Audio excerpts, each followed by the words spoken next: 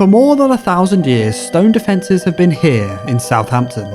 After French attacks in 1338, Edward III upgraded the defences to protect the vital trade that sustained the city.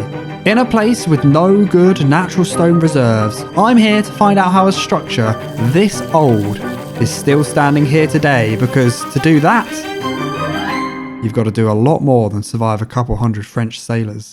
The mission was simple. I had to find someone who knew far more about the walls than anyone else, and that's exactly what I did. Meet Martin Brusland. My name is Martin Brusland and I'm a tour guide with Southampton. Retiree turned medieval historian, and he knows a lot about the walls.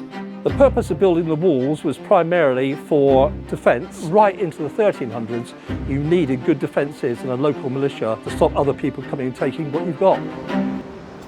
The walls would have been built by masons, and they were very, very important in medieval society. So much so that they had secrets of their trade, and that's the origin of the Masonic societies that we still have in existence today. One of the vaults that we can look into actually has some of the masons' marks still on the stones, and they built it up in a kit form, basically, to the specifications of the person that needed that wall or that vault. Building walls is a tricky thing. Building anything is a tricky thing. But when the technology of the day is barely enough to feed the people alive, it's a marvel of engineering that these things were built. And while today, the greatest projects of engineering might take 5 or 10 years to complete, this was a multi-generational project. When complete, the medieval walls would have been about 1¼ miles long. What's standing is largely the western walls where we are today. The eastern side, there's very little left, and there's a small amount to the north, of course including the northern gateway, the famous bar gate of Southampton. It's important to remember that the walls weren't all built at once. They're built in stages. The bar gate itself dates back to about 1180, and where we are now is around about 1400. Southampton doesn't have any stone, so most of the stone was from the Isle of Wight, with some of the high quality stone coming all the way from Caen in Normandy.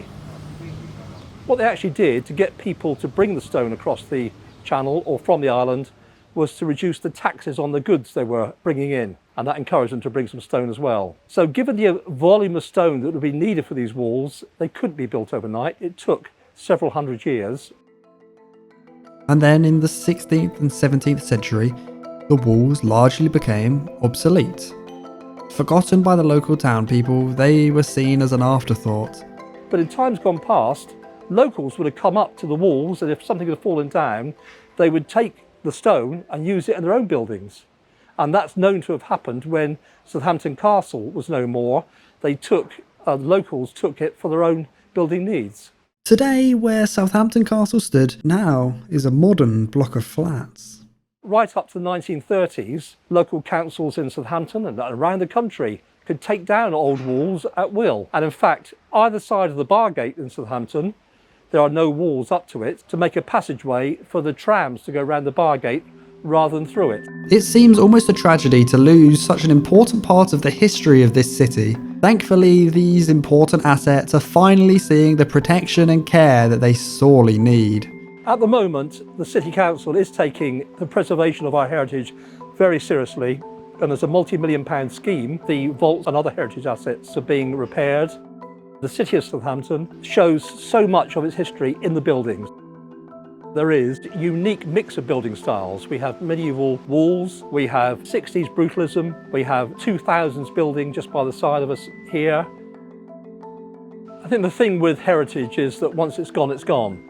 So obviously it's important to protect what we have that reminds us of how life was in the old town hundreds of years ago.